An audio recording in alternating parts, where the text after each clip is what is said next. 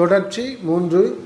ஊமை ஊரை கெடுக்கும், ஆமை ஆற்றை கெடுக்கும்.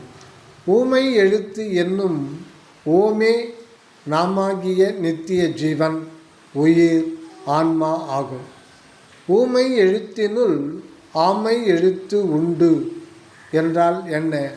உயிரனுபவம் ஒற்றிடில் அதனிடத்தே ஓங்கும் அருள் அனுபவம் ஒற்றிடும் என்பது நம் வள்ளல் பெருமானுடைய சத்திய வாசகம்.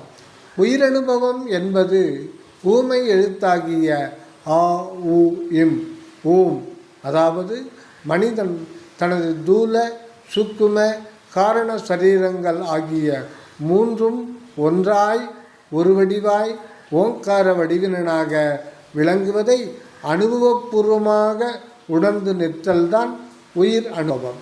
இந்த உயிர் அனுபவம் வாய்த்த பின்னர் அதற்கு அப்பால் விளங்குவது ஆம் ஐ, அதாவது ஆமை எழுத்து எனும் உள்ளொளி ஆகிய அருள் அனுபவம்.